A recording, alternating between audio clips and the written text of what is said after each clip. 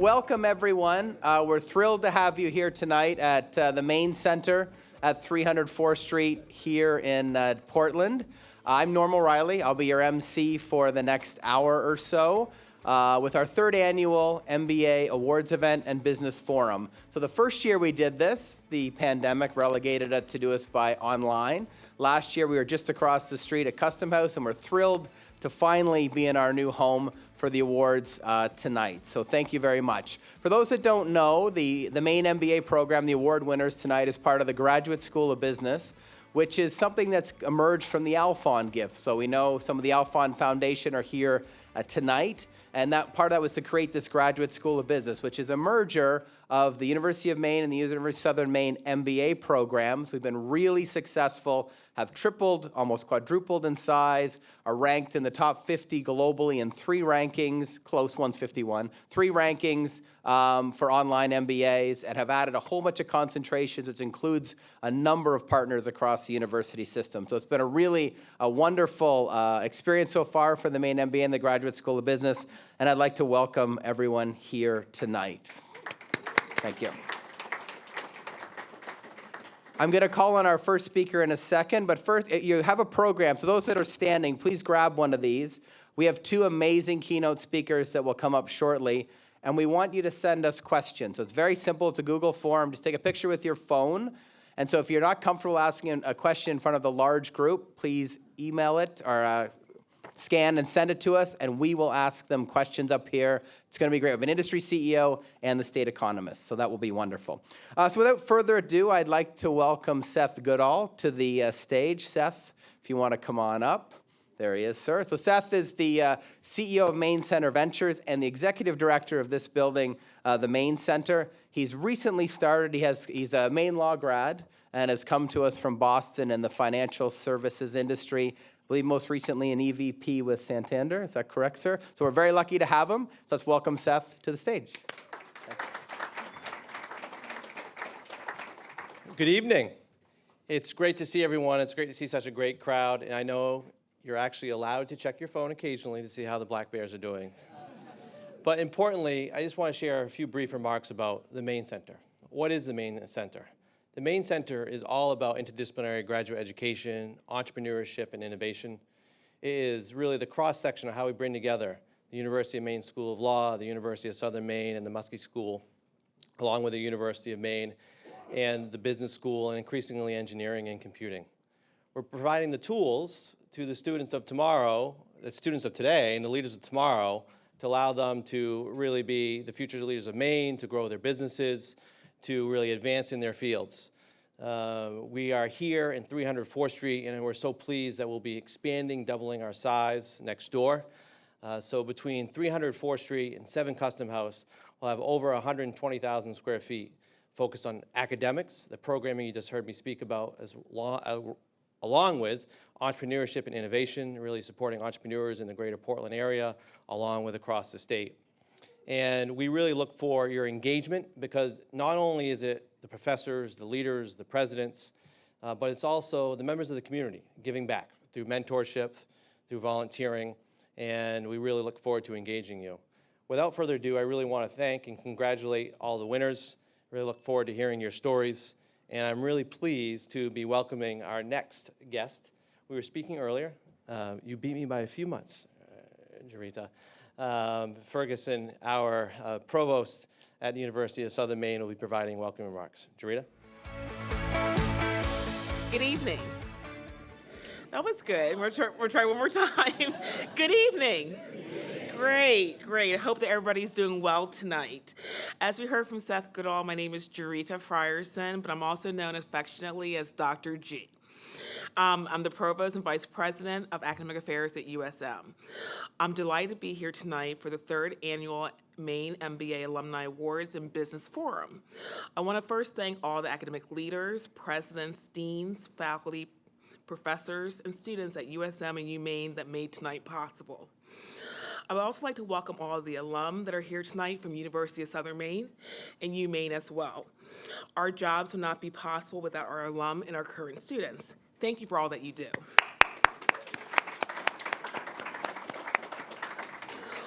While I have your attention, I would like to talk to you a few moments about USM and UMaine's collaboration regarding the MaineMBA program. At the University of Southern Maine Muskie School, and alongside the Maine MBA program, we stand at the forefront of nurturing the future workforce of Maine by delivering robust academic training alongside experiential learning, which ensures that our students are not only academically prepared and proficient, but are also well-versed in real-world challenges and opportunities. By embedding practical experiences into our curriculum, we prepare our students to contribute meaningfully to the growth and dynamic atmosphere of Southern Maine's economy, particularly in the public, nonprofit spheres, and enable them to drive positive change in their communities and beyond.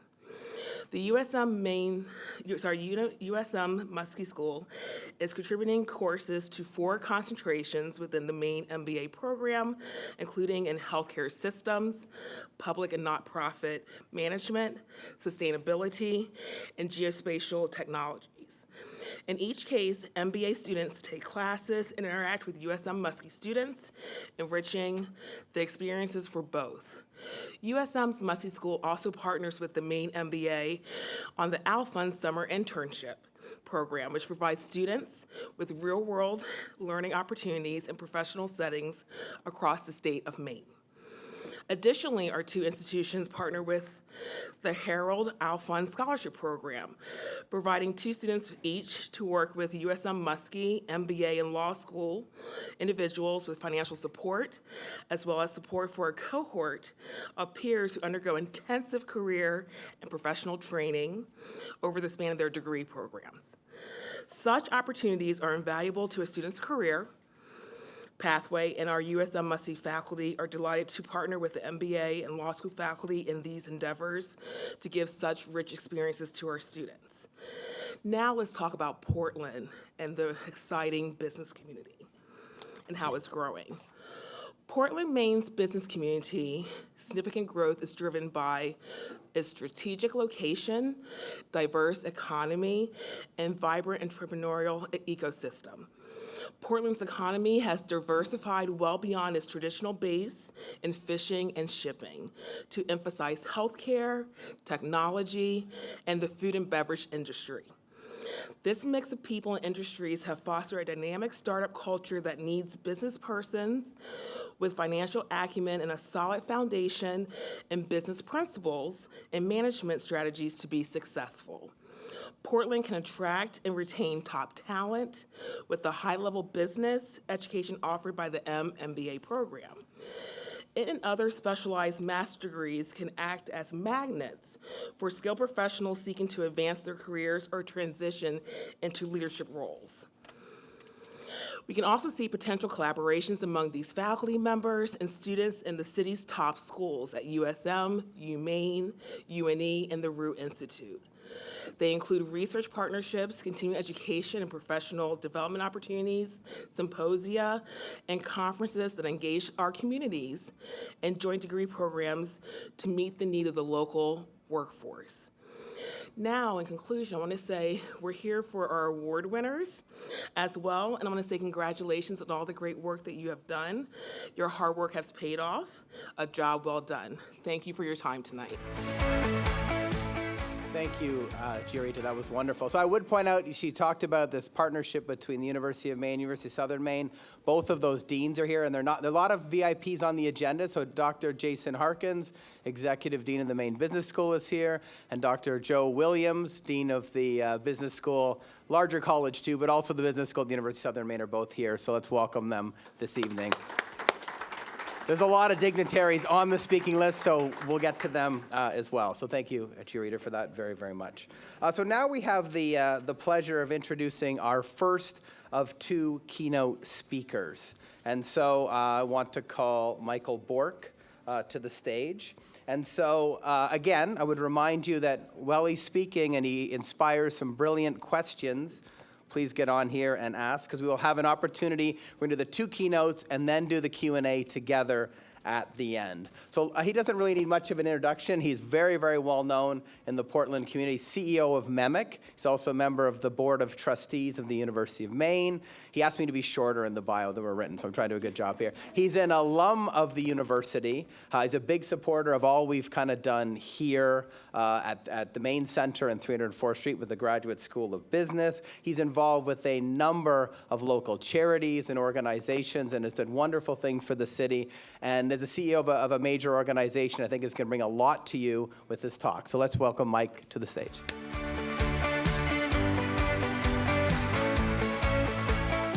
Thanks, Norm, and thank you all for being here. I guess tonight I'm probably a lot less nervous than I might have been last night. I participated in a corporate spelling bee last night in Portland. Dr. Edmondson knows about this. It was a little unnerving. She finished second ahead of me. I was the defending champion until last night. So this is a much easier crowd. You won't ask me to spell, I hope. Yeah. And if anybody knows how to spell wobulator, you should participate next year. Well, I am very honored to be with you all here today. And I want to congratulate all the award winners who will receive awards here soon. But I do want to just make mention of my colleague and friend Matt Harmon, my Senior Vice President for Claims, who will receive one of the awards. I think Matt would be among the first to tell you that when he was a little black bear cub, he might not have seen his career path taking the direction it has, but he is a poster child for continuing education and a growth mindset. I couldn't be prouder to call him a black bear ×2 and to be his colleague. Let me also say that it is quite an honor to be sharing the stage tonight here with an amazing Mainer, our state economist, Amanda Rector. She's bright, committed deeply to our state, thoughtful in her work, and is an awesome mom and a great cook and makes a killer strawberry balsamic jam. Many of you probably know those first items that I ascribed to her, but I know her pretty well. The mom and the jam part I know because I've known her since she was 5 years old. She's my niece, the daughter of my late wife Melissa's oldest brother. So Amanda and I go way back, so this is a pretty special thing to share the stage tonight. But I'm not here tonight to tell you about all the great people in my life. I want to talk a little bit about the business environment that we're in, the social environment that we're all in today. We're going to talk about turbulence. That was Norm's topic to throw out for us. And so Amanda and I both, I think, are going to come at it from a couple of different angles. Does anybody know what airline pilots do to prepare for turbulence? You've probably heard. We'll come back to that in a minute. First, I wanted to share some thoughts about where we stand today. This is a crazy decade, and I wanted to offer my thoughts about how we might cope and manage our way through this turbulence. As part of the UMaine Graduate School of Business family, this turbulence is the world you are living and navigating and trying to make sense of. The truth is, of course, turbulent times are not hard to find if you look at history. World wars, the 60s, Watergate, the oil shock of the 70s, the dot-com boom and bust, just in the last 100 years. All of these certainly left the people of their time wondering when normal would arrive again. I've just luckily come off a wonderful vacation, and normal arrived really quickly after my vacation ended. But I stumbled into a wonderful book that I read, a book of historical fiction by Dennis Lehane, one of my favorite writers, about the times around the end of World War I in Boston. It's funny that we sometimes think that our times are completely unique and unprecedented, but there is almost always some kind of historical analogy on which to draw. Let me paint a picture for you of Boston in 1918. The Great War was ending. They didn't know there was another one coming in 25 years or so. Immigrants teemed around the neighborhoods of Boston. Irish, Italians, Chinese, and Greeks. Southern blacks were moving north, and all were joining that established ruling class, the Brahmins. They were all coexisting, but hardly peacefully. There was good news. Babe Ruth was still a Red Sox. But you know what also happened in 1918? Does anybody remember this? We did talk about this a couple years ago. The Spanish flu, a global pandemic, which was believed to have been spread by soldiers returning from Europe. There were debates about, yes, wearing a mask or not wearing a mask. The Volstead Act, better known as Prohibition, was one state away from becoming law at that time. Mississippi made it the 18th Amendment as the 36th state to approve it a little late in 1919. There was also political unrest. Sound familiar? In this case, the fledgling labor movement was mixing with a quote-unquote foreign ideology. Thousands of worker strikes hit the country, causing economic displacement and violence. The Bolshevik Revolution had taken place in Russia, and there were elements in Italy that were showing up in the north end of Boston. You didn't think it was always just a quaint place to get a pasta dinner and a pastry, did you? Speaking of the North End, January of 1919, there was the Great Molasses Flood. Do you know that story? It was actually a real thing, and unfortunately killed 21 people. The explosion of a molasses tank. Yes, there were tanks of molasses. I still want to understand that a little bit better. You can look that up. A 25-foot wall of molasses traveling an estimated 35 miles an hour came into the streets and led to death and destruction. I'm not sure that was on the risk register for the city of Boston at the time. And political elements at the time in our government tried to pin that explosion on the Bolsheviks, but it was in fact a chemical reaction. Just yesterday, we heard of people trying to make sense of the collapse of the bridge in Baltimore by explaining it in some nefarious way. So yes, even on vacation, it's not hard to find turbulence. So you get the point. It doesn't make our current time feel better or easier, or does it? Okay, so let's talk about the last 5 years. We're in 2024, so let's go back to 2019. We were in the middle of the most divisive political time in my memory as the Trump presidency was ending. Civic and political norms that had been understood for a few decades had gone by the wayside. We were entering an election year, and boom, a global pandemic, creating an instant economic shock, the likes of which we really haven't seen before. Getting out of that led to inflation, which hadn't been seen in 40 years. Workplaces changed instantly. It was like a giant meteor had hit. Quiet offices, silent restaurants, no travel, even people who seemed fairly healthy one day were dying. We couldn't even hold proper funerals. Schools were shuttered and remote learning was supposed to be happening. Not surprisingly, mental health issues, perhaps latent already, emerged as real risks to our society. In May of 2020, George Floyd was killed by police in Minnesota, leading to a racial reckoning that we are still coming to terms with. The political turbulence didn't get better when a new president was elected. There was the January 6th riot that we all saw and watched in shock as members of Congress hid under their desk and chairs in our Capitol. Not that we needed it, but what else has thrown us into a further time of both wonder and challenge? Anybody remember what happened in November of 2022? It seemed like good news, really, and it still does, but it's fraught, and we're not even sure yet what it means. That was the public release of ChatGPT. Talk about changing the world in ways we can't even begin to comprehend. And in all of this, our institutions, our governments, and yes, our businesses, keys to our understanding of societal stability, are facing fast-moving and an unknown future. That certainly is what we call turbulence. So let's think about that for a minute.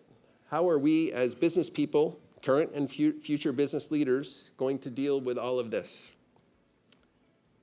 The fetal position, I suppose, is an option. Child's pose, I mean, I did take up yoga recently. That's a good thing for me for a little while. But I always do look for analogy. It's how I think. So who knows about dealing with turbulence, and what do they do about it? Airline pilots. Let's come back to that. These are the people who say, well, we're going to have a few bumps on our climb out of Portland this morning. Meanwhile, hope you didn't just buy a hot Starbucks and wear that white shirt, which I always do. So as I was preparing for this talk, I decided to put some AI and some other resources and other sources to work to try to learn more about how pilots actually deal with turbulence. What do they do? First, perhaps a little understanding of what actual turbulence in the air is about. It's essentially irregular and somewhat unpredictable movements of air that can occur during flight. It's caused by a variety of factors, weather events, atmospheric conditions, jet streams, mountain waves, the wake from another aircraft. Notice that all of these things are pretty much out of an individual's control. I think that's apropos to the analogy. None of us are exactly in control of the events we find ourselves dealing with today. Now, many are human-made, I will agree, but that's a talk for another day. No one of us or small group of us can certainly stop turbulence in the air. So what do airline pilots do when they encounter turbulence? Obviously, we have all heard the announcements from the pilot, but what else is going on up there, up front? What is their checklist? Well, first of all, preparing by communicating. If you know you're entering an area of turbulence, you can prepare your team by communicating. Pilots rely on lots of people, but the connection to the flight attendants are their key to safety. Safety is prioritized. Pilots make sure their crew and their passengers know they need to buckle up. You think about working around it. Pilots study weather reports from their meteorologists to understand how they can avoid the worst turbulence. Often you feel them change altitude, moving up or down on the air column to reduce the bumps. Slow down. The faster the aircraft is flying, the more stresses the rough air puts on the hardware of the plane. Slowing down also gives the pilot more time to react and is less potentially damaging to the airplane. They have light hands, as they call it. Often in turbulence, a pilot will be advised to keep the autopilot engaged because it is actually well-suited and trained to deal with turbulence, better than a human. Nevertheless, when you have two pilots aboard, the advice is often given to fly with one of the pilots barely touching the controls. A sudden jolt of turbulence with hands on the stick can cause sharp reactions either by instinct or by the movement itself, causing the pilot to inadvertently move. Use all your resources. Constant contact with air traffic control helps. Communications from other pilots who have been in the area, as well as instruments, can give hints about what's ahead and where there might be a smoother ride. Don't muscle up. An airplane or a pilot cannot defeat turbulence. One of the worst things a pilot can do is to try to fight it, according to the Ask the Pilot blog. Mother Nature always wins. Rather, consider avoiding the worst air and riding through the rest. It's sort of like surfing, using the violent activity in nature to your advantage. So how does this all relate to our business? We think about it and apply it to our daily lives. Use your information and your tools and make yourself as safe as you can as you enter. We don't have seat belts, but we do have controls in our businesses that are meant to help. This is where your enterprise risk definitions and risk tolerance measures can help you understand where you are and to make sure you're in the best condition to move through these turbulent times. Understand the environment. Understanding the environment to the best of your ability is important. Read and understand the weather reports. With the information we receive regularly, there is no shortage. But for me, times like this make me fall back on trusted resources for information and analysis. Do you know what your key resources are in your business? It might be a key group within your own team, a trusted consultant, a mentor, industry reports, a trade publication, or even an industry blog. Learn what you can about what the future might have in store for an organization like your own. Slow down. I like this one because it's just common sense. If you see something ahead and are unsure, it just makes sense. You don't run full speed into something that might be a wall, right? Light hands on the control. This one I like as well. As a leader, it's important to inspire confidence. An iron, white-knuckled grip on the controls that reacts to every bump doesn't inspire confidence, in my view. You stay ready to react to the big moves, but hey, it's turbulence. There's going to be some bumps. In fact, working through the small bumps can actually inspire confidence, so when the big ones happen, we all don't panic. Don't muscle up. Again, this one is related, but if you think you're going to overpower the forces in the market or in society, good luck to you. Mother Nature humbles humankind each and every day, and so do the markets. Business leaders should understand the same in today's turbulence in business. We all like to control things, but there are forces that not any of us can control. So when not if you encounter turbulence. Draw on your continuing education and learning and your studies and network here at the UMaine Graduate School of Business. And remember this, think like a pilot. They still fly because they have their tools, the support and the knowledge for getting to the other side. And with that, I'll turn the seatbelt sign off, and thank you very much.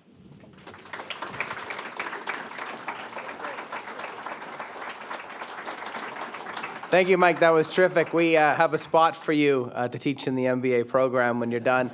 And for those that are having some trouble thinking about a question, I'm going to give you a little prompt. So he presented a nice model to deal with turbulence. He also mentioned Babe Ruth.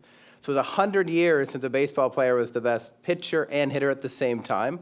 There's another one right now. You might know a gentleman named Ohtani, who is having a couple of issues with gambling. So maybe you can ask Mike to run us through his turbulence model for baseball. There you go. So there you go. So there's one. Next, I'm pleased to invite our second keynote to the stage. So Amanda Rector, if you want to come forward. And Tracy Melody, I didn't even know that niece and uncle, so nepotism is a business strategy, but this was just pure fluke. And Tracy, who organized the event, we should give her a round of applause early. Actually, Tracy did an amazing job for this, my colleague.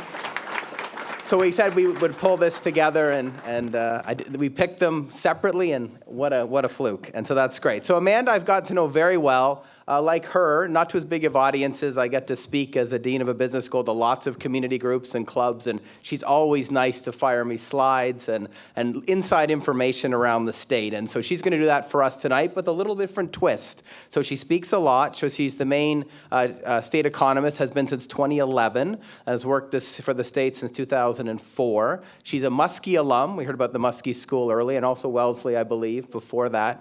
And we're really lucky to have her, and she's also going to talk about turbulence. So let's welcome Amanda.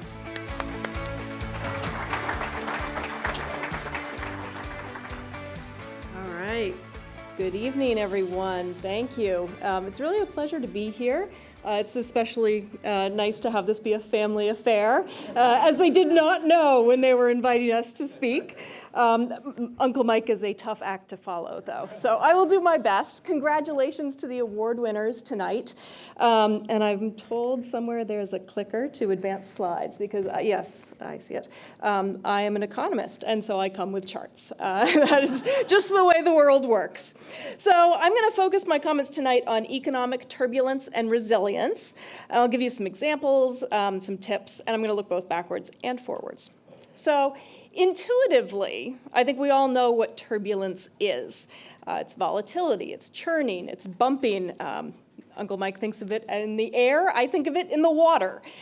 So, rapids. But what does turbulence look like in economic data? So let's take a look at some examples. This is the national labor force participation rate. You'll notice that gray vertical bar in there. That's marking the pandemic recession. It's clearly a period of economic turbulence. Labor force participation essentially fell off a cliff at the start of the pandemic, and then it saw a sharp rebound when all of those stay-at-home orders were lifted. Here's another one. This is the US unemployment rate. Same thing, except it's inverted. So we saw a big spike that quickly dropped back down again. How about this one? This is business applications for the US. This is actually a really fascinating one because we've stabilized at a higher level than where we were pre-pandemic. There was a longer-term change that was triggered by the pandemic. This looks like resilience to me, coming through turbulence stronger than before. This is real GDP for the US, and I'll point out that the pandemic recession was both the deepest and the shortest on record, a mere 2 months in length. This is the S&P 500. Lots of ups and downs here on both a short scale and a longer term scale. And crude oil prices. Again, different scales of volatility. In addition to those more significant movements, there are lots of little ups and downs from day to day. So is this turbulence? Yes, but you need to know whether what you're looking at is a trend or just noise in the data. In terms of whether something is noise or an actual trend, one of the things that can help you determine that is the length of time that you're using to make your decisions. So if you are framing your decisions on more of a monthly basis, that day-to-day change might actually just be noise and not a trend. But if you're making decisions on a daily basis, that up and down on a daily basis really does matter. There's also the matter of accuracy. This can influence whether it's noise or a trend as well. So in the cases of sample-based data, like the labor force participation rate that I showed you first, what might look like a trend actually might just be noise coming from errors in the sample data. What's really hard is in the heat of the moment, knowing whether what you're looking at is noise or a trend. So that is one of the places where triangulation of data can come into play. You should use multiple pieces of data to help you figure out whether what you're seeing is a trend or if it's just noise. So you can also use triangulation in cases where you're lacking data. For instance, in the early days of the pandemic, everybody wanted to know what was happening with the economy. So did I. One of the problems with economic data is that they're really lagged. So they're really important to know, especially if you're a business or a government trying to make decisions quickly. Sometimes the lag is a week or two, sometimes it's a month or two, sometimes it's a year or two. The economic turbulence from the pandemic hit so quickly that we did not have most of our usual data that we look at to gauge what's happening in the economy. So we had to make do with what we did have available. Unemployment insurance claims are a pretty standard economic indicator. So we had those, that told us part of the story. But it was only one part. We had to find some new indicators as well. Because of the nature of the pandemic, we were actually able to look at traffic volumes, physical movement, as a proxy for economic activity. I really never thought I would be looking at vehicle miles traveled as frequently as I did during the early days of the pandemic. And I also spent a lot of time on the phone with people. Now, I am not normally an advocate for using anecdotes as a replacement for data. But we had a gap, and those anecdotes helped fill some of that gap before more traditional economic data sources became available. We had to triangulate our economic position using a combination of conventional and unconventional data points because of the turbulence in the economy. So let's switch from looking backwards to looking forwards now. Knowing where we've been is important, but really what we all want is a crystal ball to tell us where we're going in the future. One of the potential leading indicators we look at as economists is consumer sentiment. So think of it this way. The economy is made up of people making decisions. When people aren't feeling terribly optimistic, they often make decisions that reflect that. So they may not buy as much or hire as many workers or make as many investments. On the flip side, if people are feeling pretty confident that the economy is in good shape, it should be for a while to come, they're more likely to make large purchases and investments and hire more employees. So those decisions, for better or worse, can result in an economy that is much like what people were expecting, a self-fulfilling prophecy of sorts. We can get a sense of this by looking at the Consumer Sentiment Index. So you can see that when the pandemic hit, the Consumer Sentiment Index just tanked. Again, fell off a cliff. It improved a little bit, and then inflation started to ramp up, and it turned down again, and continued to go down until inflation finally peaked in the summer of 2022. And as it has started to ease, we've seen consumer sentiment come back up again. There's been a lot of turbulence over the past 18 months, so if you look at that, lots of ups and downs. It has not been consistent. And that's a reflection of the way people have been feeling about the economy. Maybe pretty good one month, and maybe not so good the next month. We have been sort of stabilizing the past couple of months here. People aren't really expecting any major changes in their economic well-being in the immediate future. Smooth sailing ahead? Maybe. Remember, though, this is just one data point. It does not foretell the future with the same accuracy that a crystal ball would. There was a lot of talk about a potential recession in early 2023 following those really low points in 2022. It didn't pan out. We didn't see one. So in addition to the leading indicators themselves, you can actually look at the things that influence those leading indicators. So like inflation in the case of consumer sentiment. subjective change is more important than absolute when it comes to the effect of inflation on consumer sentiment. If you look at the very beginning of the pandemic, inflation was basically non-existent. Then, over the course of just 2 years, we reached inflation that was higher than it had been in 40 years. And even though inflation has started to ease, the cumulative effects are substantial. People aren't feeling that 0.4% increase from January to February of 2024. What they're feeling is the 22% increase from May of 2020 to now. In addition, consider the Fed's response to the turbulence. Once the Fed realized that the inflation wasn't transitory, they started to raise interest rates. This helped to navigate the inflation turbulence, but it introduced interest rate turbulence at the same time. However, the Fed has been very lucky. It appears they may have successfully engineered the elusive soft landing.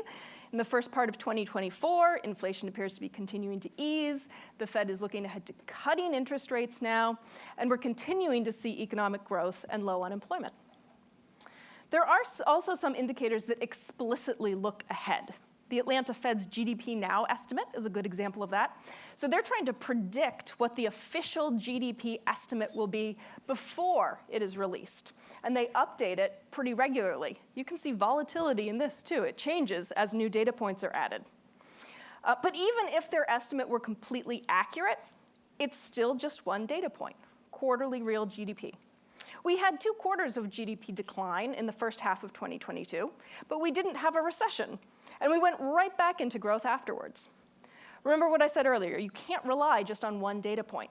If we're trying to figure out what's happening in the economy, we have to look at GDP and labor force statistics, and migration, and inflation, and wages. You get the idea. If we're lucky, all of these indicators will be showing roughly the same thing, or at least moving in roughly the same direction. But more often they send mixed signals, and that is when forecasting gets particularly challenging. So Maine's Consensus Economic Forecasting Commission, or CEFC, is a group of 5 independent economists. They set the official economic forecast for the state. My office provides staff support to them. And then twice a year, they update their economic forecast and turn it over to the Revenue Forecasting Committee, of which I am currently the chair. This table shows some highlights from the last 2 forecasts, and these are the most important variables that are forecast by the CEFC. Total employment, total personal income, wage and salary income, inflation. This is actually a relatively turbulence-free forecast. We're coming out of a period with some larger changes, looking ahead to a period with fairly stable growth rates. Employment growth is slowing. Total personal income and wages and salaries are settling into growth rates around 4% or so. Inflation is creeping down, but there is still some turbulence. You'll notice that there are changes between the forecast for November 2023 and February 2024. The CEFC revises its forecast twice a year based on new information. Sometimes those revisions are minor, sometimes they're more significant. For example, look at the revision to wage and salary income for 2023. That was a pretty significant downward revision that had negative implications for the revenue forecast. But those were tempered by the positive revenue implications coming from the downward revision to inflation in 2024. And you'll notice that while the previous forecast went out to 2027, the new forecast goes out to 2029. They add another biennium to the forecast every other year. But if you look closely at the forecast for those years, the forecast just assumes that 2027 is going to continue out through 2029. They don't know enough to change their forecast that far out in the future. I cannot overstate how important it is to know the assumptions and risks that are built into a forecast. It's one thing to know that employment is forecast to rise 0.8% in 2024. Fine, okay, whatever. But why is that the forecast? And more importantly, what are the things that if they change would cause the forecast to change? So in their latest report, the CEFC included this paragraph about key risks to their forecast. They highlighted demographic changes and global geopolitical tensions. In the longer run, skill shortages and emotional strains on workers in the healthcare sector, as well as impacts of climate change. None of these are what you might think of as traditional economic measures, but they're the factors that influence the traditional economic measures. In addition to these risks, there were 9 key assumptions outlined in the report, including the risk factors outlined here, along with things like housing, broadband expansion, the strength of the dollar, monetary policy. If you want to read them all, the report's on the State Economist website. You can go check it out. I'll just get that little plug in there. It is tempting to think about resilience as coming through waves of turbulence unchanged. But that's actually endurance, not resilience. Resilience is much more dynamic. It is about accepting that you will be changed by turbulence and taking action to emerge better and stronger than before. So take advantage of the turbulence if you can, and you may not always be able to, but at least use the opportunity to evaluate. So during the pandemic, Governor Mills convened an economic recovery committee made up of folks from all different industry sectors around the state to talk about what the immediate needs were and also how to build a bridge back to the state's long-term economic development strategy. Many of the needs were things we already knew about. The pandemic just shone a spotlight on them. The act of evaluating where we were, gathering data, considering the risks and assumptions we were making, and looking ahead to a post-turbulent time put us in an excellent position to take advantage of the federal funding that soon followed. That funding, paired with the plans and strategies for the short term and the long term, helped put Maine's economy in a position of incredible resilience coming out of the pandemic. We've seen positive net migration, record levels of employment, historically low unemployment, wage gains, GDP gains, and a budget stabilization fund, rainy day fund, that is at its statutory maximum. It certainly hasn't all been smooth sailing, and there will undoubtedly be rough waters yet to come. But the resilience Maine people and businesses have demonstrated in the wake of such dramatic turbulence is tremendous. So thank you, and thank you.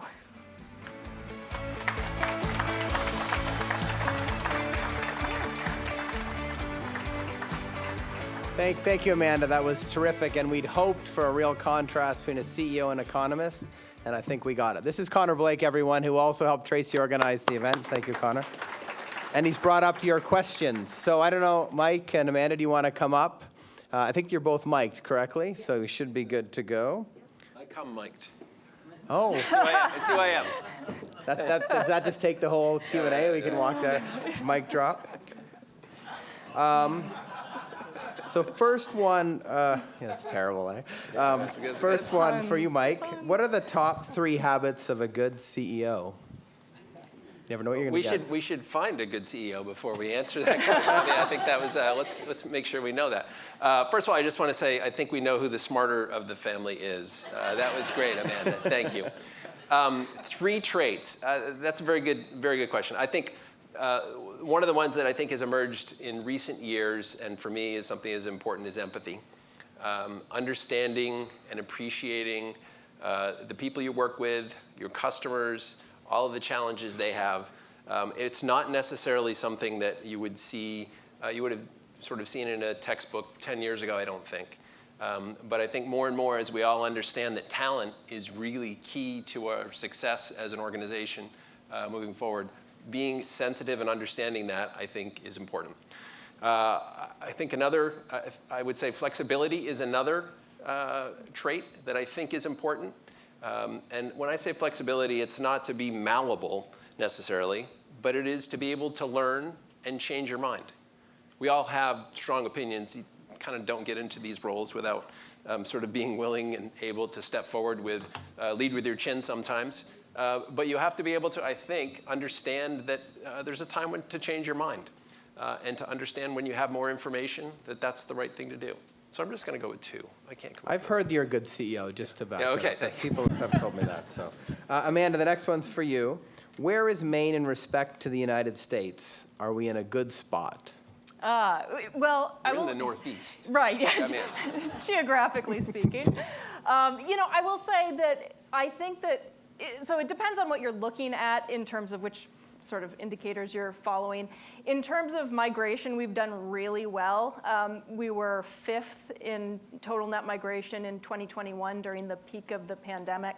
2022, we were 9th, and then 2023, when we returned to normal, we were still 9th.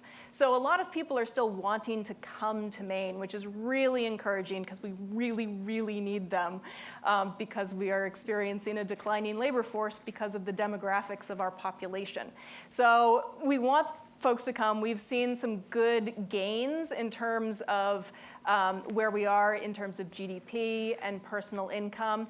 I think we've seen some shifts in our economic structure over the course of the pandemic where professional and business services, for example, has been an increasingly large part of our economy. A lot of those jobs are also higher skill and also higher wage, and so some of that is sort of changing a little bit of what our economy looks like. So, I think relatively speaking, we're in pretty good shape. We definitely still have challenges, and the demographic situation is one of those. Housing is a big piece. We need more housing to be able to attract the folks who we would like to have come here. They need a place to live. So there are definitely some challenges, but I do think that we are in reasonably good shape.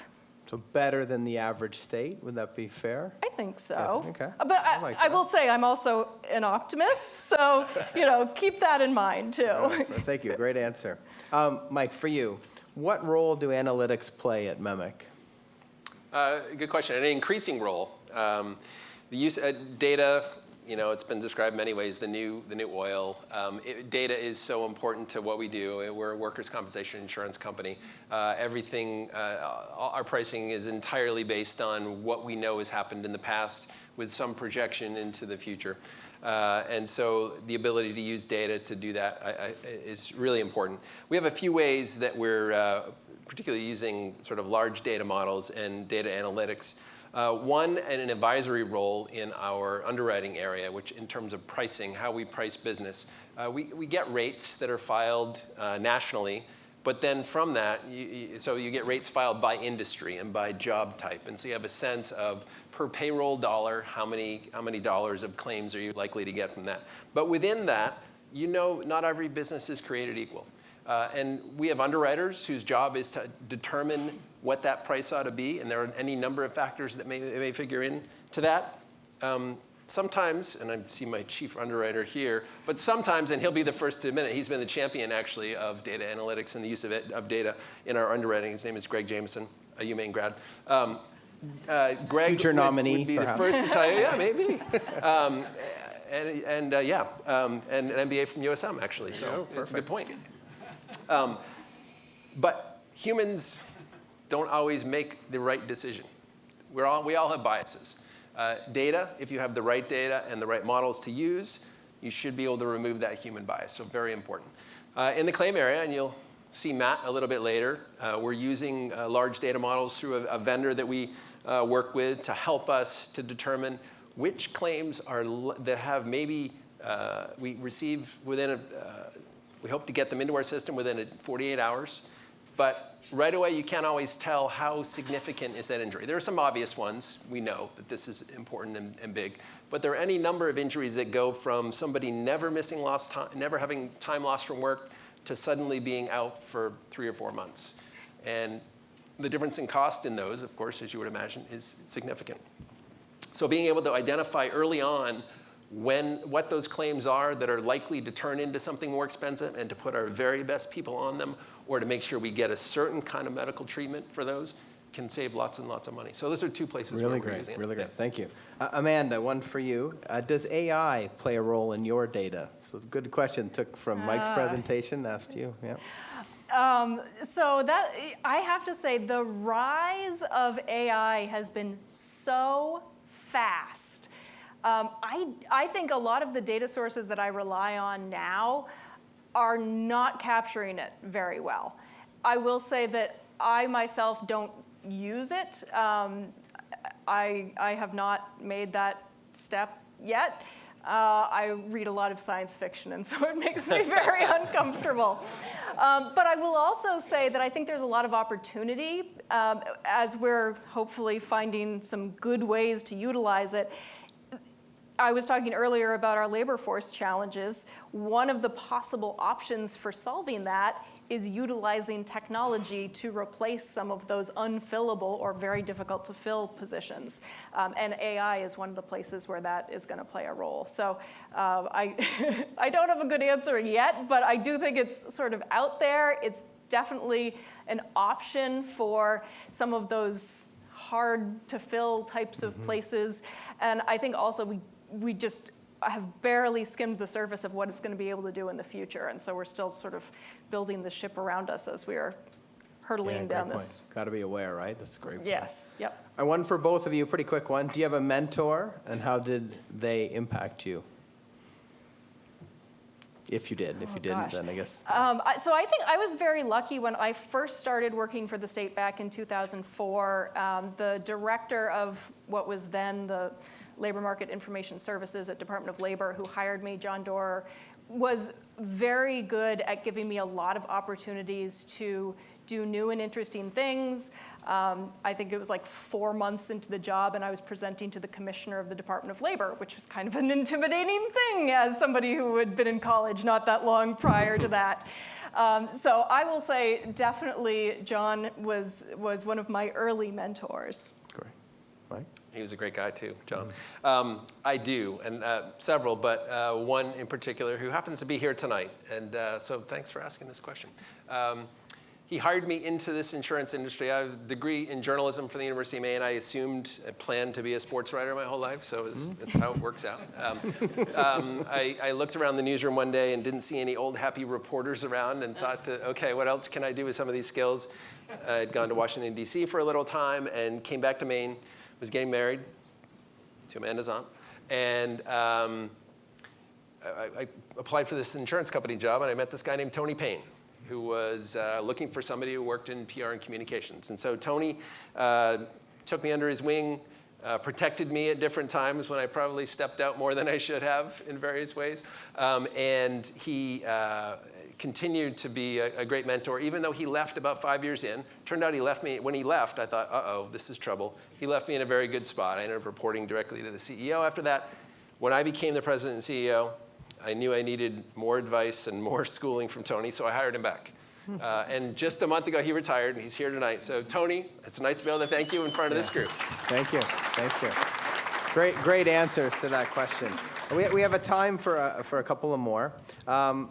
Amanda, this one for you. It may not be an easy one, but there's a lot coming in. Thank you for the wonderful questions. As an economist, how do you believe Maine should address the lagging infrastructure issues, and is this on the radar of the state? Yeah, I mean, it's been a challenge. I think not just in Maine, nationally, infrastructure is not something that we have done a great job at keeping up with. I do think that we see it as a challenge. I think there's been a lot of federal funding that has come in that is just now starting to be deployed on the infrastructure front. And so I think that is good news in the next couple of years. Hopefully we'll get caught up on some of this. There are a lot of different kinds of infrastructure out there, and so I think that's one of the challenges is trying to figure out how best to deploy very limited dollars in terms of, there's roads, there's water, there's all sorts of transportation. There's housing infrastructure. There is broadband infrastructure. There is social infrastructure, things like childcare and dependent care facilities. That is a different type of infrastructure, but also one of those things that you need to have successful communities. And there's only so many dollars to go around. So trying to figure out how best to deploy those, I think, is one of the real challenges. Great answer. Thank you. Mike, for you, as a CEO, what advice do you have for our higher education leaders experiencing turbulence in this sector? Another easy one. Yeah, right. Yeah. Advice for addressing turbulence. Well, I think I gave it. Wasn't that my speech? True. I think in many ways, they're large organizations. Our educational institutions are large organizations, and the same challenges that businesses have are some of the same challenges, although I think theirs are even bigger. Right. I serve on the University of Maine Board of Visitors, and we talk about all sorts of things. We talk about infrastructure being a challenge and being able to keep up with that. Anybody who's knows the university system knows that there's lots of buildings with lots of needs.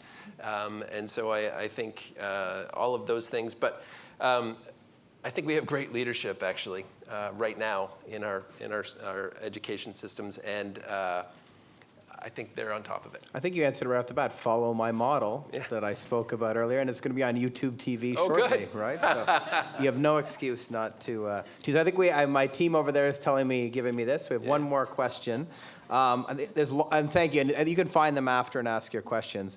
So I think maybe both can answer this one. Why do I feel bad about the economy? Oh, And that's not me, that's someone So in the you crowd. remember that inflation that I was talking about earlier? That 22% is really, really painful. And I think that is one of the things that people are looking around at and saying, yeah, but I mean, I don't feel like things are getting better because I'm dealing with all of this inflation that's been going on, and I look out at the world today, and there is a lot of stuff going on globally, and it's making me a little uncomfortable. So, yeah, you say the economy is in good shape, but I don't really totally feel that right now. And I think that that's one of the things that's really important for economists and for policymakers to keep in mind is that, you can look at some of those top level indicators and you're like, yep, GDP growth, yep, we're good. But you need to really think about how is that actually affecting people and how are people feeling about that and what are some of the other things that are playing into how they're feeling to give you a better sense of sort of what's going on in the whole. Do you want to add to that one, or do you want a different Sure. question? No, Okay. I'll add to that. I would love to ask a question back is, do you ever feel good about the economy? Because I think many of us have sort of there's always a little skepticism, like, okay, things are good now, but I don't know. But in 2 weeks, this could happen, or this turbulence. I would say that's the reason. Because we've been through some challenging times, because there are ups and downs, I think we're a little bit trained to just have that sort of doubt in our minds. And I think that's what we see in numbers, in some numbers. All right, that was wonderful. There's a bunch more here. Thank you for all the questions. 2 experts, clearly. Let's congratulate them. Thank you very much. So first I'm going to invite Dean and President Lee Softly to the stage. And this is the Dean's Award, which is a great one because I get to pick it. But once I was the MC, I no longer got to give it away. So I thought, who would be better than Dean Lee Softly? She is a UMaine alum and a Maine Law alum. You may know she was the Chief Justice of the Supreme Court of Maine for about 19 years. Am I right there? And so we're wonderful. So Lee, let's welcome her to the stage.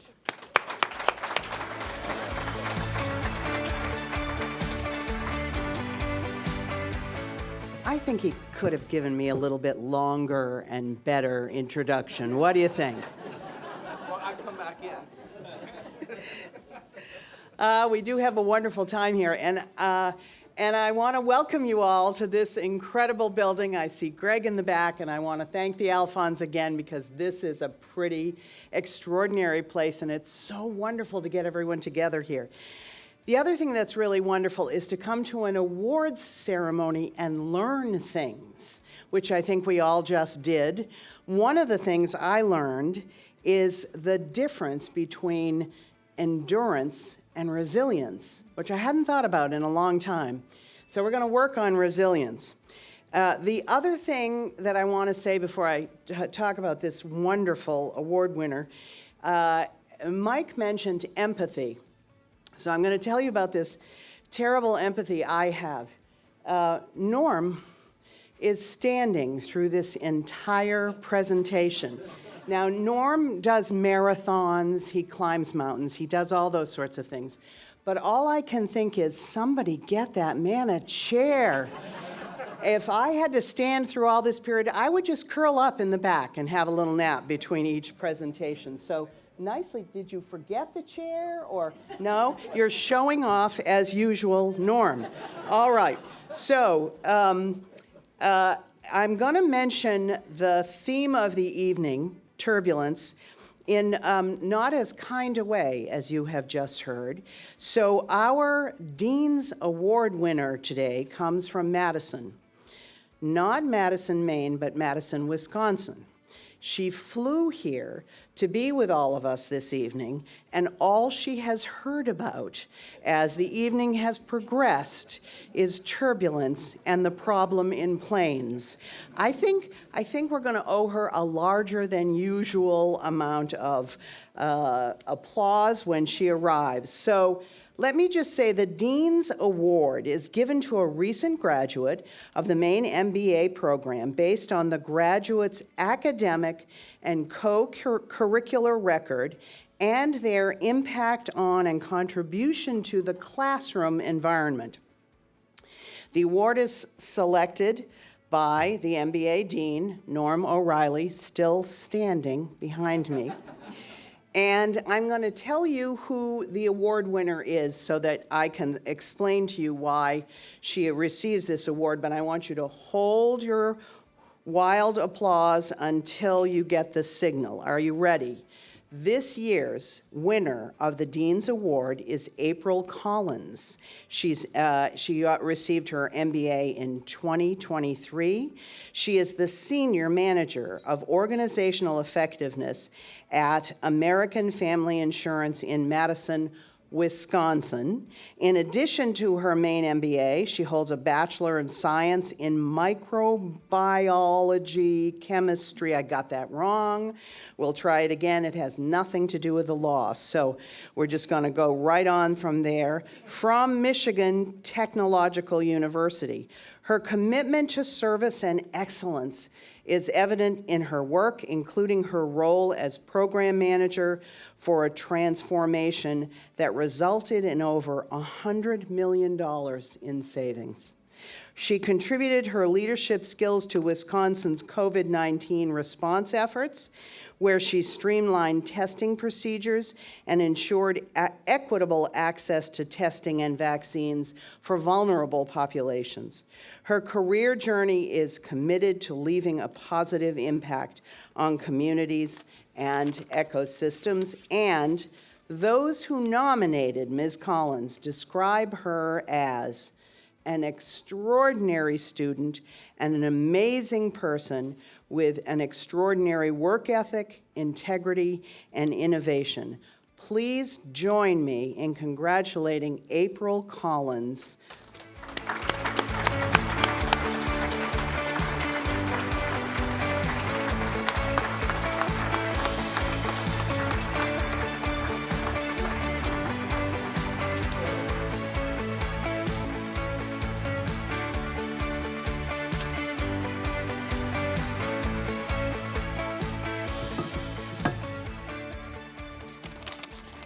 I have a good memory, it's just really short, so I wrote this down.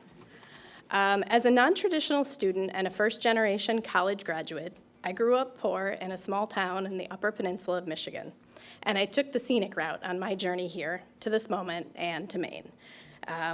After I served on the front lines of the pandemic response, I had no idea what was next for me. Going back to organization effectiveness and process improvement in an insurance company was a real culture shock. Then I discovered the MaineMBA program, which met all three criteria that I was looking for. It was flexible. It was online. It was accredited, so I could be sure that I was going to get a quality education, and it has a really good price point.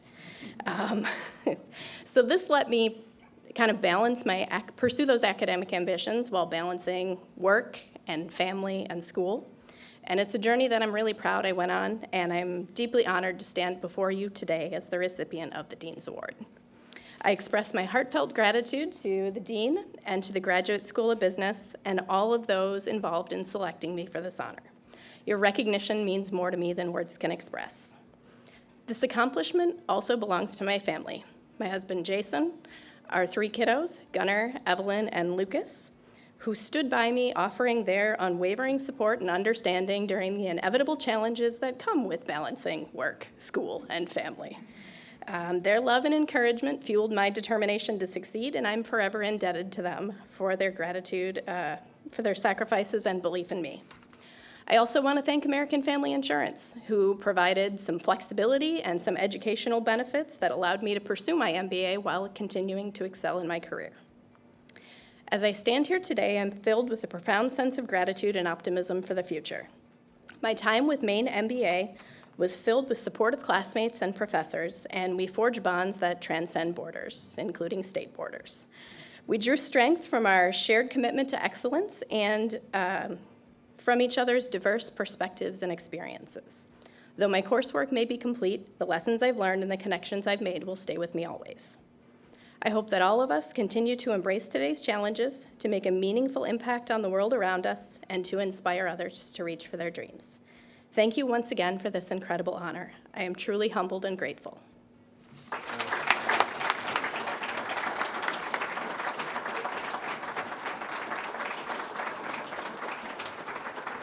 April, don't forget your goodie bag to the right there if you'd like. Yes, thank you. It's worth it, I promise. All right, thank you, Dean, President Softly. That was terrific. So our next award, we're going to transition to our U40 Award, and I'll ask Jenny Kordick to come to the stage. So Jenny is an alum of the MaineMBA program. She's also a friend and a colleague. She's been very involved with us in our outdoor industry management MBA, and it does lots and lots of stuff for us together. And she's going to present the next award. Let's welcome Jenny.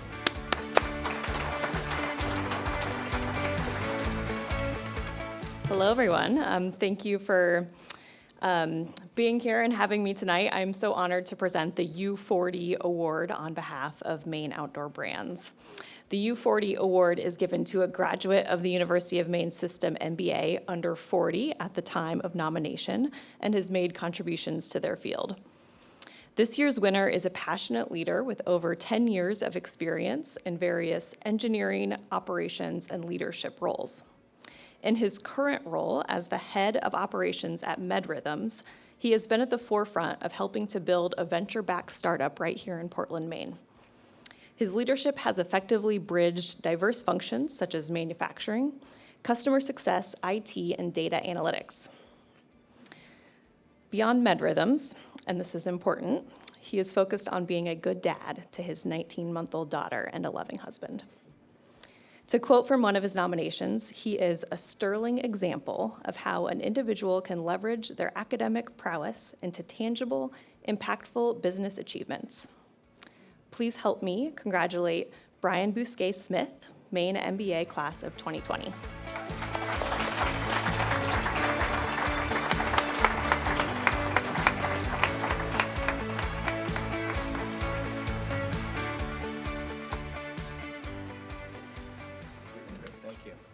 I did forget to mention that Maine Outdoor Brands partners with the Graduate School of Business on that award, and Jenny is the executive director. I forgot her title. That was not very good.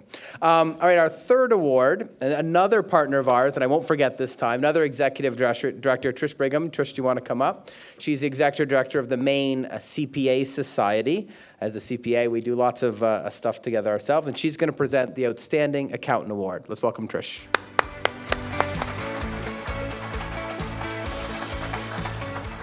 Thank you, Norm, for inviting the Maine Society of CPAs to share the stage with such talented University of Maine faculty, staff, students, award winners, and business community.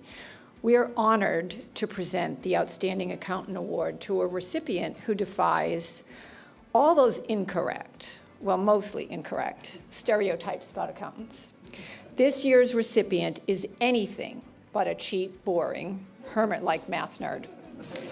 Ever curious and adventurous, this year's winner left his home country of Germany to study at the University of Maine, where he fell in love with the state's mountains, oceans, and people while earning undergrad and graduate degrees. He interned at two of Greater Portland's top CPA firms, Berry Dunn and Baker Newman Noyes, where he worked as an auditor post-graduation. As an aside, one stereotype that does apply to this award winner is the German propensity for work, hard work, planning, and order. With his MBA and CPA license in hand, he brought his talent to private industry, where he worked as an senior accountant, at Bottom Line Technologies. Realizing, though, that he missed working with a variety of teams and professionals, an opportunity afforded him in public accounting, he made the switch to community banking.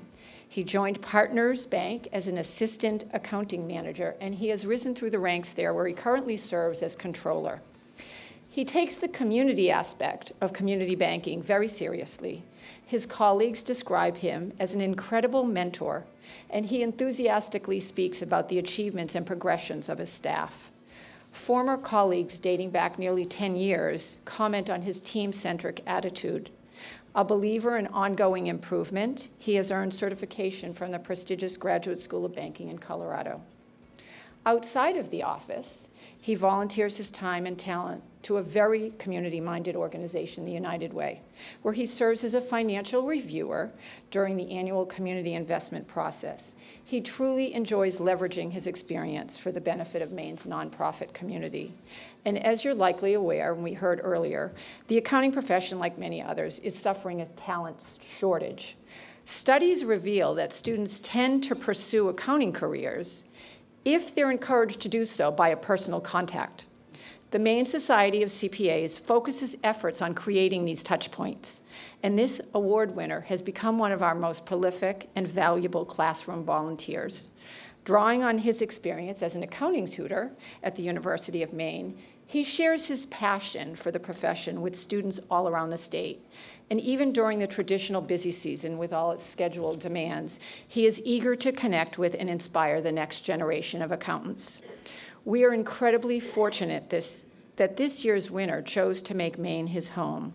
It's an absolute pleasure to recognize and celebrate his generous contributions to the accounting profession and greater community. Please join me in congratulating Stephen Lang, the recipient of the 2024 University of Maine MBA's Outstanding Accounting Award.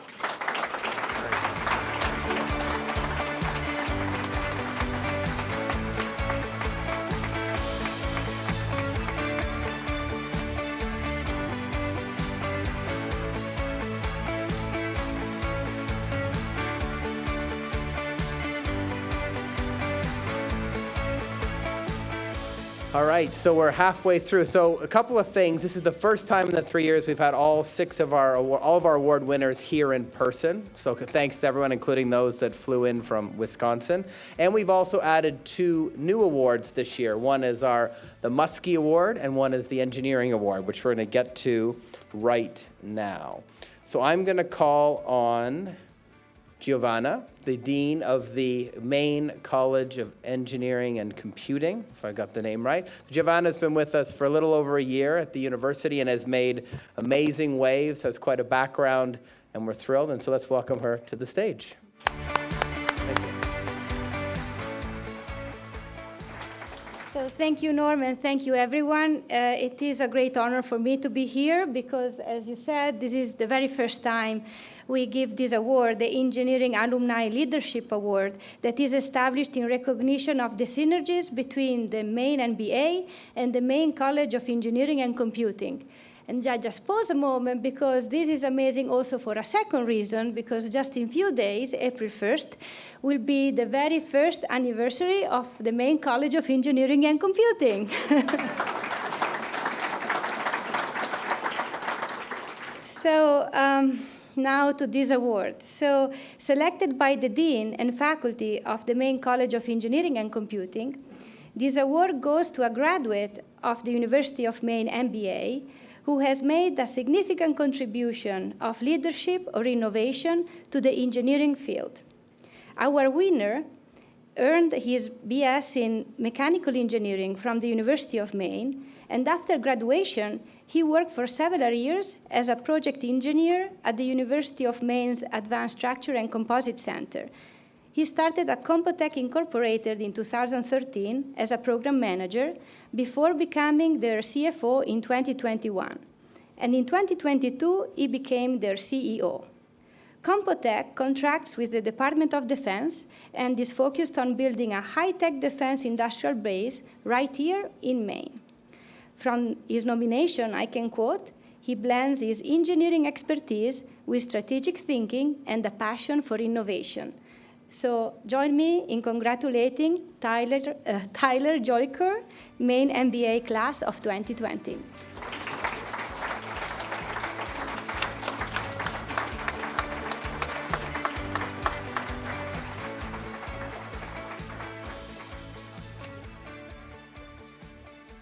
I just want to say a couple quick thank yous to the Maine Business School. My MBA transformed the trajectory of my life and our company, Compotech, in 2020. So like you said, I took over the role of CFO and then CEO soon after that. I'd also like to thank the staff and faculty of the MBA program. I had a great experience there and a great education. To my family, I want to thank my father for teaching me hard work, my mother, who taught me compassion and my emotional intelligence, and my sisters. I had an older sister and a younger sister, so I was a middle child, so they taught me conflict resolution. I want to thank my wife, who allows me to put my career first, picking up the slack at home and raising our young daughter. To my business partners who share my vision and work as hard as I do to build up the defensive industrial base in Maine and truly create a company that's lasting, that's focused on innovation and engineering. We lost another important person in my life last year, Steve Montmany, who's my uncle. To continue the theme of turbulence and to steal Michael's analogy of piloting, when I was getting my pilot's license, he taught me when there was 3 things to happen in turbulence and an emergency. The first one's fly the plane, second one's fly the plane, third one's fly the plane. I use that daily in running a company because there's always somebody with an emergency and something going on. So I always just fly the plane, fly the plane, fly the plane. So thank you. Perfect. Thank you, Tyler. I think he's going to be the first of many great winners of that award. As Giovanna said, we're building quite a partnership with this particular award, but also we have a Maine MBA concentration now in engineering management. And as part of our MaineMBA Academy, we're having an engineering project for the first time. I would want to point out that the supporters of the MaineMBA Academy, Roger Abramson and Mark Skinner, are both in the room, who very generously have supported that endeavor. I'd like to give them both a round of applause. Thank you. So next we have a very VIP, the president of the University of Southern Maine, Jackie Edmonston. Jackie, if you want to come forward, please. So as we mentioned, this is our second new award, which is the Muskie School of Public Service Award. And as Georita introduced well up front, we have a deep partnership with the Muskie School, multiple concentrations, a lot of students, and Jackie is here to present the award. Let's welcome Jackie. Thank you. It's really an honor to be here with you tonight, and I want to extend my sincere congratulations to all of the award winners. The Muskie School of Public Service Outstanding MBA Award was established in recognition of the collaboration between the University of Southern Maine's Muskie School and the MaineMBA. The award goes to a recent MaineMBA graduate who pursued a concentration through the University of Southern Maine's Muskie School of Public Service, and who set a high standard of academic inquiry and engagement in the classroom and displayed enthusiasm for learning and professional development. Selected by the faculty of the Muskie School of Public Service, the winner was born and raised in rural Maine, attended high school at the Maine School of Science and Mathematics. After graduating with a degree in psychology from Brandeis University, she pursued her nursing degree and ultimately her master's in nursing from the University of Southern Maine. She has been working as a nurse practitioner since 2006 and earned her MaineMBA in Healthcare Systems and a certificate in Healthcare Quality and Patient Safety while working full-time with Maine Medical Partners. She is currently pursuing CPHQ certification and plans to apply her MBA to the fields of healthcare quality and patient safety. Outside of work, she is an avid Lego fan and has volunteered time for her local fire department and the Red Cross. I also understand that our award winner brought 20 family members tonight, so this is a terrific celebration. So please join me in congratulating Robin Howard, MaineMBA class of 2023.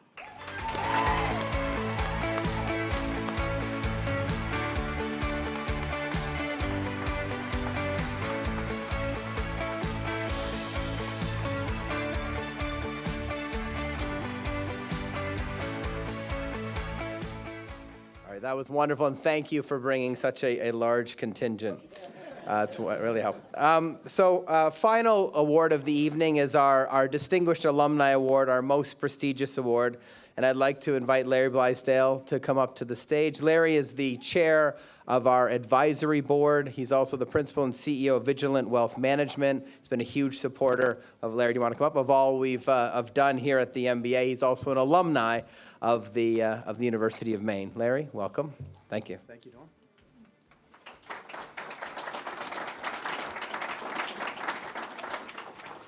Thank you, Norm, for that great introduction. It's really a pleasure to be a part of the Maine Business School, and I've seen it evolve over the last, I think 10 years that I've been involved with it, but really going back to my graduation year, which I won't mention tonight.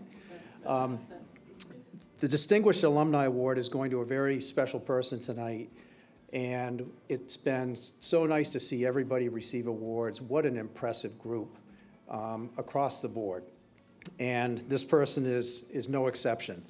So let me just make a couple of comments on the Distinguished Alumni Award.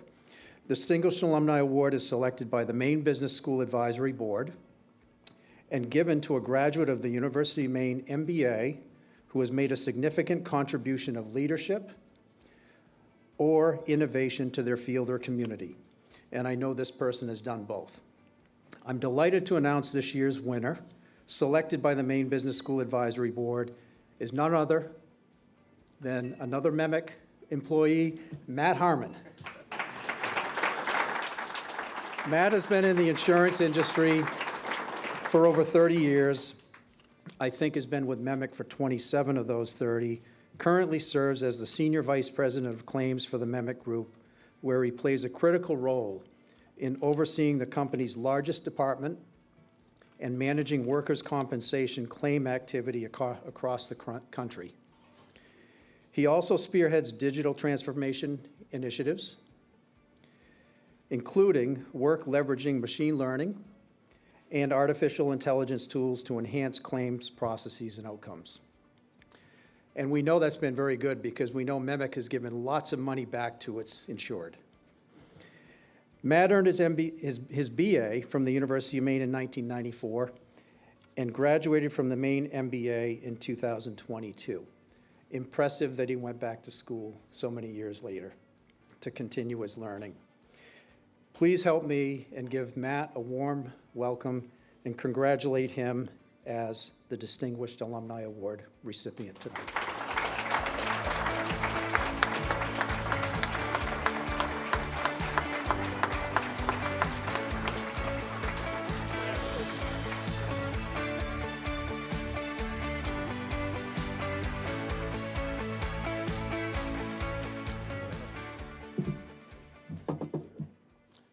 Good evening, everybody. First of all, I'd like to thank my family for being here today and a whole slew of folks from MEMIC here that I consider friends, not just colleagues, as well as a great friend and supporter from the American Red Cross of Southern Maine, who I'm very proud to be part of their board. And lastly, I see a few of my professors in the room here. Hello, and thanks for being here. So I don't know what assumptions you may have after seeing Mike and his mentor, Tony. This haircut is not required to get ahead at MEMIC, but in my view, it can't hurt.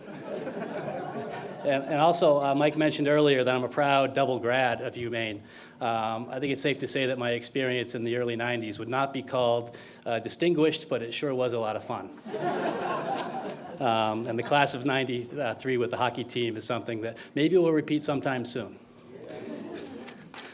On a more serious note, so about 5 years ago, I was comfortable in my career, but I could see big changes on the horizon. On a regular basis, I was hearing about seminars, conferences, receiving white papers and emails and sales calls telling me that there was a digital revolution coming and that I needed to know about data analytics, artificial intelligence, and something called machine learning.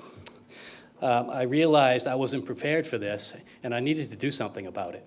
So that something was enrolling in the UMaine MBA program. After many weeks and months of looking at the website every day, a few things happened in my life and I decided to take the plunge. And I applied and I was accepted, which based on my reference to my undergrad years was not an automatic assumption.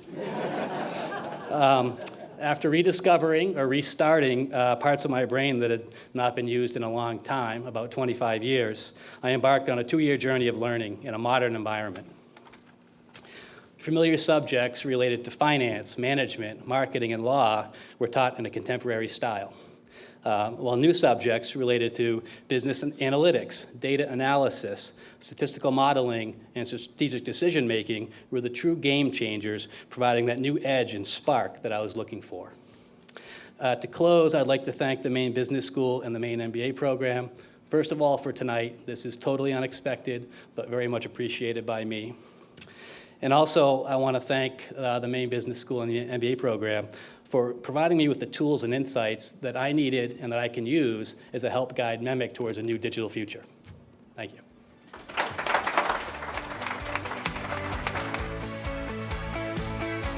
So next I have the privilege of inviting our president, Joan Ferrini-Mundy, to the stage. And we're very lucky she's here. As you might know, there's a little hockey game, a couple hours in one direction. She's also got a couple of political issues brewing a couple hours in another direction.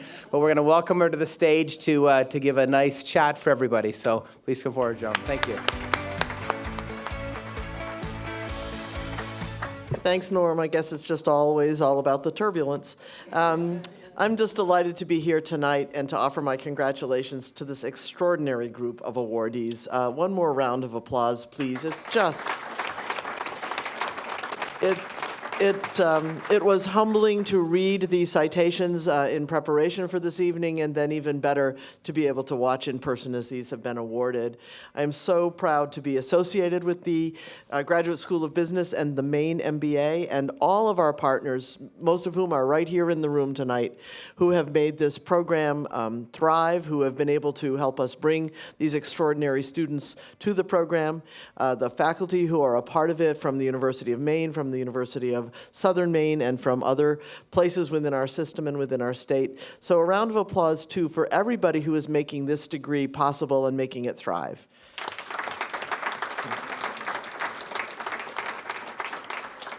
Just a note about the game. I don't believe it has started yet, or it may have just started. Anybody checking? It just started. Okay, let us know. I wanted to make a brief set of observations about some themes that I noticed as I listened to these awards being conferred and as I studied a bit about the backgrounds of all of the extraordinary winners. There's a theme of excellence. Every one of you has demonstrated a commitment to doing well and to making a difference through excellence, through good work and hard work that is rewarding. There's a theme about empathy, which we've heard about a few times here tonight. And if you look at the records of these winners, there's a theme of service, a theme of leadership, and a theme of innovation. One of the themes that I also notice is the commitment to keeping on with learning, to continuing to learn. And for the kinds of successes that we are celebrating here tonight, that's vital and central. People talking about subjects that were not a part of MBA programs even 10 years ago, but that are now. And with the concentrations that are a part of this degree, with our partnerships with law, with Muskie, with engineering, with business, and others, we're able to continue to have a degree that is dynamic and responsive to whatever turbulence there might be out in the world, and to grow and to change. And that's great.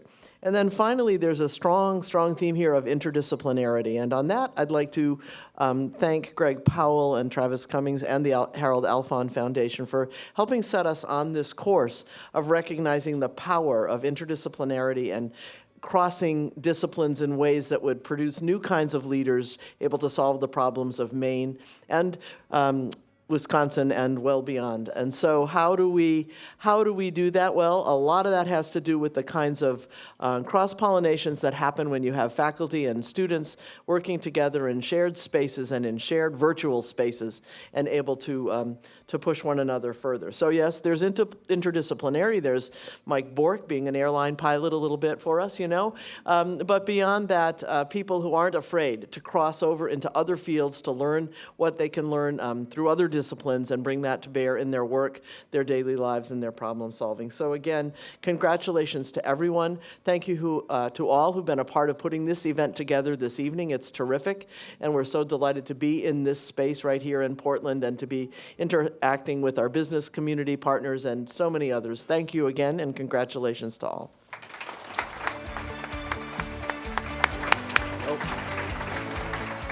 She took my papers, but I'll just go with it, I guess. So thank you. We're done. No, sorry. We just have one more speaker for the evening, but first I want to do some thank yous to a number of people. And this is, talk to Connor and Tracy, this is a risky thing because there's so many people here in the room. Jeff Miles from the foundation is here, the head of the University of Maine Foundation. We have two representatives, as the president mentioned, from the Harold Alfond Foundation, who really, without them, none of us would be standing here tonight. We have four of our GAs. Jared, Yanni, Lola, and Cindy are here tonight, who helped out set up for the evening. You heard about Tracy and Connor, who deserve a great round of applause for running the evening. I don't know if Brett Hallett is still here, who's the facilities manager. We bothered him a lot today, and he did a great job keeping us all organized. We have three members from the foundation: Dee Gardner, Joyce Kennedy, Sarah Flaherty, who got pulled into active duty to help pull this together. Our Chancellor, Dan Malloy, sent his regrets. He was planning to speak, but was not able to come at the end.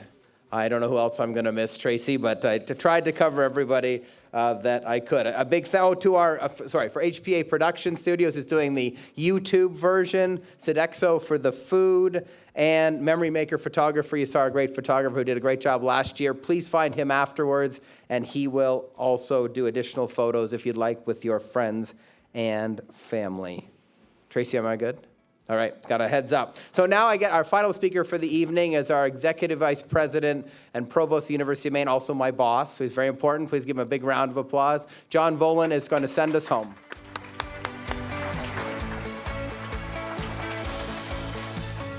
Good evening, everyone. So I'm standing between you and the hockey game. That's great.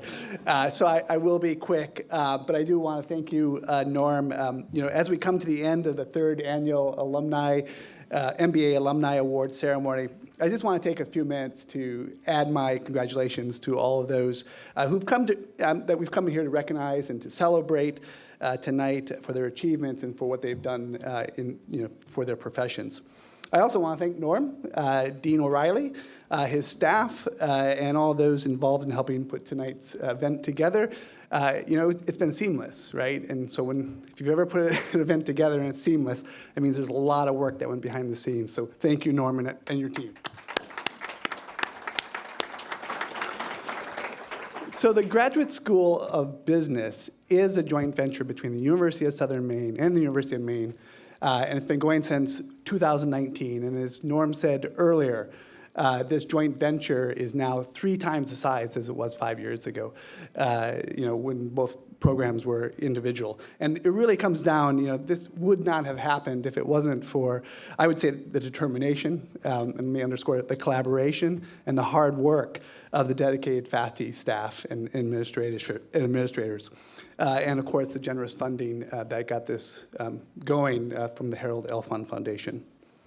As a result, it paved the way to deliver high-quality business education in Maine, and the Graduate School of Business sets the bar for business education in the region, with both schools being fully accredited by the AACSB. And as we look forward to the future, the GSB, which of course, as you heard earlier also from Norm and others, is nationally ranked, remains committed to providing graduate students with a contemporary, research-informed learning experience grounded in business sustainability and in developing professional talent across Maine and beyond. I would say that the impact of GSB is felt far and wide, and we're proud to honor our alumni who have contributed to its success. So congratulations to all the Maine Business Alumni Award recipients. I think your dedication, your leadership, your innovation are an inspiration to all. I particularly liked, really started off well with the 2 keynote speakers, Amanda, Uncle Mike. This was really wonderful. So thank you for your continued support and commitment to the Graduate School of Business and the Maine business community. Thank you.